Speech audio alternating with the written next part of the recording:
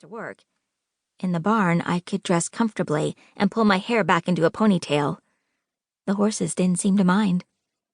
They made me feel loved and accepted, just as they did when I was young. Seeing their slow, peaceful grazing in a field made my heart feel peaceful as well.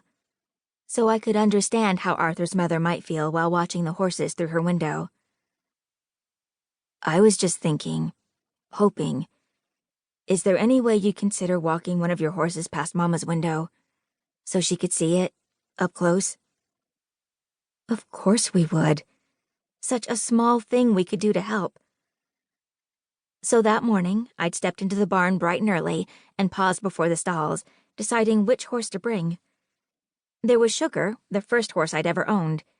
She was now a healthy and content old gal, but when we rescued her from the horse dealer, she'd been a thin white pony with dirty, shaggy fur and overgrown hooves. Jorge and I had taken one look at her and knew she'd be coming home with us. We understood the plight that awaited an unwanted old horse in her condition. The moment I met her, I had a clear picture in my mind.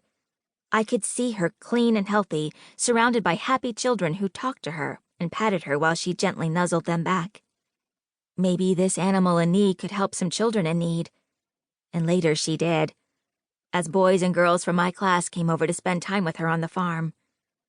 While they patted and played with Sugar, I watched them relax and open up in a way I never saw in the classroom.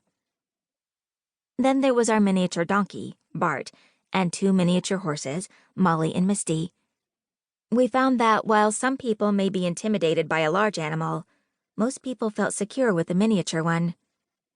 I chose Molly to visit Arthur's mom because she was so easygoing and cheerful. Also, her dark brown coat and flowing black mane would make her easier to see through the glass. Arthur waved to attract his mother's attention. Jorge and I walked Molly across the lawn, back and forth in front of the window. She trotted along happily. I paused and looked to see if Mama had noticed. The little horse stretched on black-stockinged legs, arching her neck as if to see inside the window, too. The figure in the bed began to stir, lifting her head from the pillow and turning toward us. Her eyes widened and a warm smile spread across her face as she realized that one of the horses she had been watching from afar had come up close to say hello. She stretched a trembling hand toward us, as if to touch Molly. I swallowed hard and glanced at Jorge.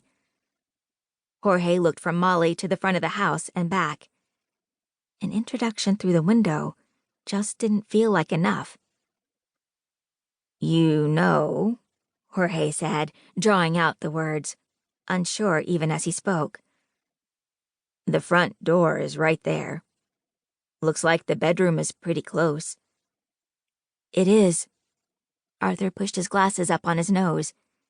"It's just to the left." A wooden wheelchair ramp spanned the front of the house. That was ideal.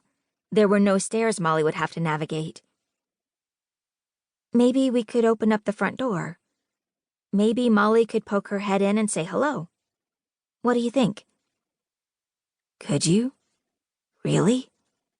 Arthur's eyebrows raised. At the time, there was no such thing as miniature therapy horses working indoors. Therapy dogs worked at nursing homes and maybe a few schools, but organized animal visitation for the purpose of bringing affection and emotional support was in its early stages. Dogs were restricted from most hospitals and public buildings. And horses? They remained outside in stables and riding rings. Yet I knew that horses could have a positive effect on people. I saw it when my students came to the barn. I saw it when Jorge, who worked as a youth minister, invited families from church to visit. People relaxed, smiled. Even those who were usually anxious around animals felt safe with our minis. And students who were disruptive in class were instinctively calm and well-behaved around the horses. But Arthur's mother couldn't be brought to the horses. She couldn't get out of bed, much less the house. Arthur's only option was to bring a horse up close and hope that watching through the window would be enough to inspire his mother. Jorge and I wondered if we could go one step further to make their time together even more meaningful. "You ready, girl?" Jorge asked as he led Molly to the front of the house. She had used ramps before to get into the trailer, so handling them now